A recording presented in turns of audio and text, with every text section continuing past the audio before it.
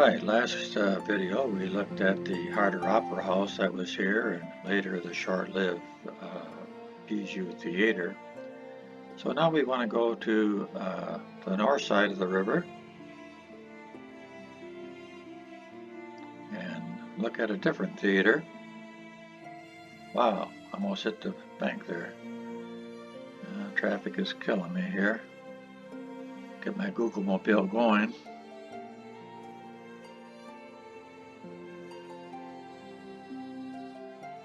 We're just about where I want to be. Alright, let's zoom in a little bit here. This place right here with a brown frontage here. This used to be the Ritz Theater, and later on it would be the Lake Theater. It's just a small storefront. You would think, wow, how can that be a theater?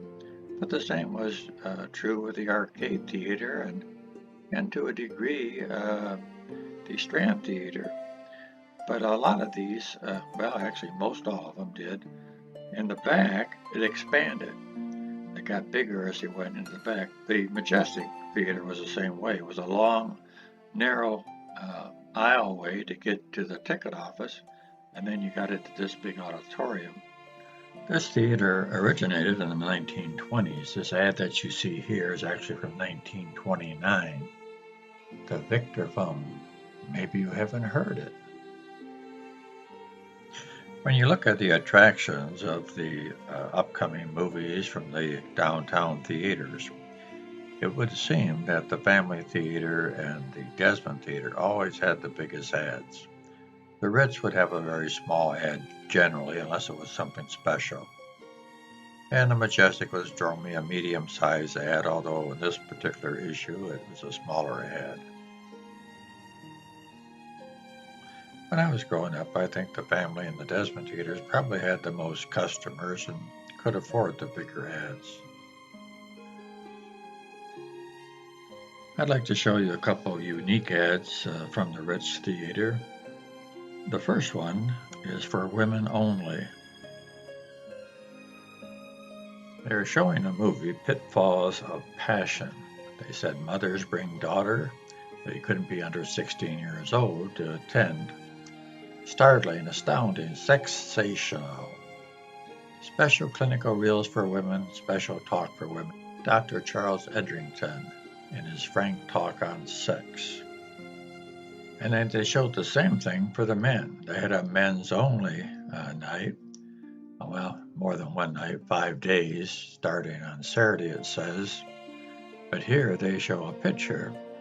And I don't know how they got away with this in 1929, but that's a pretty explicit picture for that time period. This is something very similar to what they had in the 1940s as well. In this case, they were showing a movie called Mom and Dad, and it's about a teenage girl that gets pregnant. And they had separate showings for the men and for the women, just like this one we just looked at. And they also had a doctor by the name of Elliot Forbes that would give a lecture during the intermission and also sell his books. I tell you all about this particular movie in video number 24 when I covered the Ritz. So you might want to look back at that. Basically the same principle. Turns out that Elliot Forbes was a fake. But I tell you all about that in video number 24. And judging from this photograph here, which is a pretty good picture of the Ritz, by the way, it must have been a Women's Day to see the picture because that whole crowd outside is almost all women. And as I zoom out here, you can see a lot of stores that many of you, I'm sure, remember. And also, you can see where the Mosher clock was originally. In 1949, the Ritz Theater became the Lake Theater.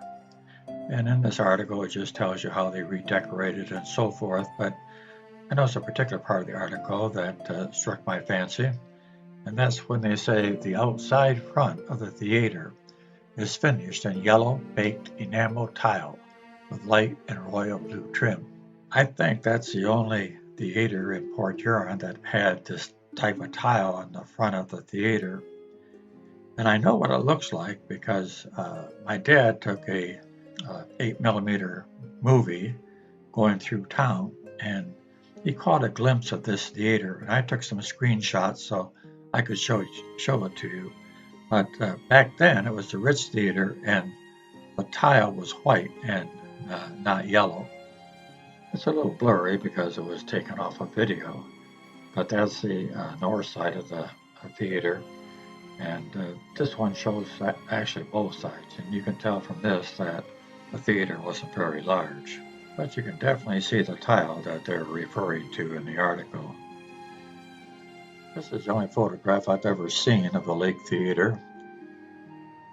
And if you notice, just to the south of the Lake Theater, you can see the Andy Thomas store. I'm sure many of us remember that. Some of us might remember it being larger, and it was, when the Lake Theater closed down. The Andy Thomas store expanded their store to go into the storefront of the Lake Theater, so they actually had two storefronts and almost doubled the size of their business. Eventually, the Lake Theater closed. The building fell into disrepair and was condemned by the city, and it was torn down. And this article tells about it, and also some memories that the author had of the Ritz Theater. I especially like the part where the parents were letting their kids off at the Desmond Theater, or, well, they said Pine Grove Theater, but more likely the Family Theater. Pine Grove Theater would be a long way to hoof it to go to the Ritz. And then they would go to the Ritz, meet the girls, see more movies, and then call their parents and have them pick them up at the Desmond Theater or the Family, or they'd say they'd hoof it home. Also, the last part of this article says that the Ritz closed in mid-1950s, but it was actually January 1949 because that's when the article we looked at earlier was printed in the newspaper. I have a couple of photographs that I copied from the newspaper of the demolition. I apologize for the poor quality, but that's what you get when you copy it from an old newspaper. No matter how much you brighten it up, it's still black. But you get an idea. This was behind Huron Avenue, where the auditorium was. And in this photograph here, you can see the auditorium. That's the balcony that you can see pretty clearly. The thing you can't see is the projection room behind it. Well, that's all I have on the Ritz and Lake Theater, so let's zoom back out. Get back on our Google Mobile. We don't have to go very far. This truck's in the way. Let me get around this truck.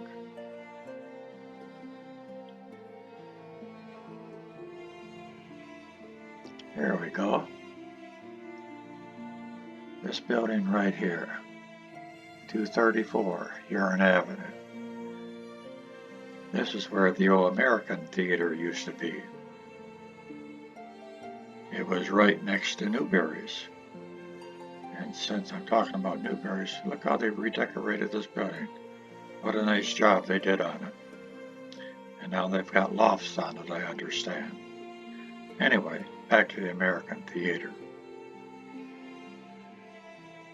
This is the only picture we have of the American Theater. When the American Theater was at that location, of course it wasn't a Newberry store at that time. If you look right here, from this side here to this side here, this is where Newberry's would be. And right now, well, let's see if we can zoom in here a little bit.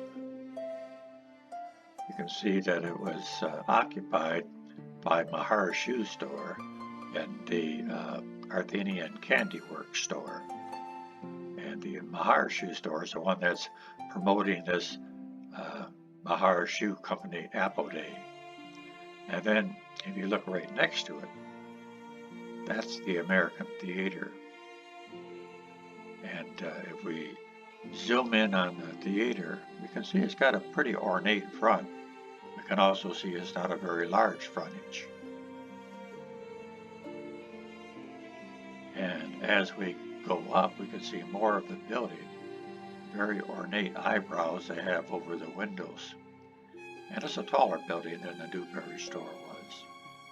But that's not the building we see today. This building caught on fire and was destroyed. And the building that's there today was the replacement building. I'm sure this theater showed the same things that the other theater did, but this was the only thing I could find in the way of an ad for this theater. And it was the fourth part of a creation drama, the fourth and last part showing the history of the world from Pentecost to the present time and as far into the future as the divine revelation permits us to see. Under the auspices of the local branch of the International Bible Students Association, free. If you love the Bible, you will enjoy this drama. I can't imagine a theater doing that today. The only other thing I could find from the American Theater is this article here from October 1916, and refers to the World Series pictures. Local followers of baseball who watched the World Series game between Boston and Brooklyn through the newspapers and by tickers will have an opportunity to see the contest as they appear to thousands of spectators at the scene of battle. 5 reels showing each play of the 5 games will be put on at the American Theater beginning at noon next Thursday. Well, I don't have 5 reels to show you, but I can show you part of what they saw back then. This is a clip from the 1916 World Series game. Take me out to the ball game, sung by Edward Meeker, Edison Record.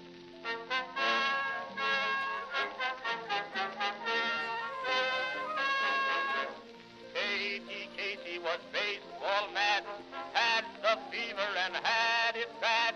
Just to root for the hometown crew, every Sioux, Katie Blue. On a Saturday, her young beau called to see if she'd like to go to see a show, but Miss Kate said no. I'll tell you what you can do. Take me out to the ball game. Take me out with the crowd. Buy me some peanuts and cracker jack. I don't care if I never get back. Let me root for the home team. If they don't win, it's a shame. For it's 1, 2, 3 strikes, you're out at the old ball game.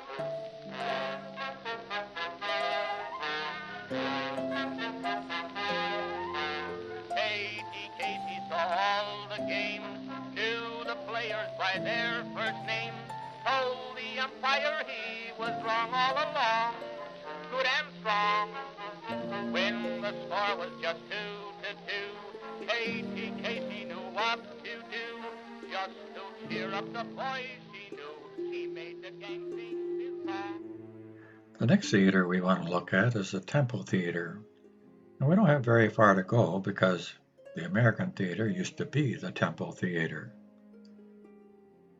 I couldn't find much on this theater, but I did find this article about a Canadian named Frank Hines who was doing a walk of 15,000 miles, not for any benefit at all, but well, I guess for his own benefit, it was a wager.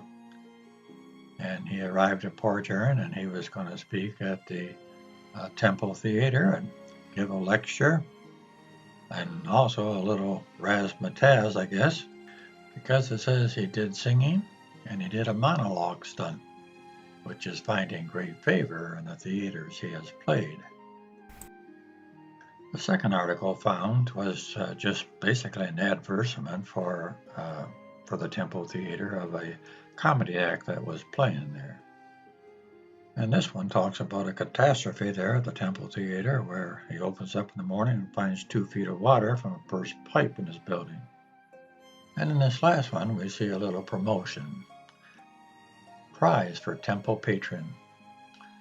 This week, the manager of the Temple Theater is giving to the feminine patrons of the Pleasure House a ticket which entitles them to a chance on a handsome shirtwaist which would be given away free to the person holding the lucky number Saturday afternoon.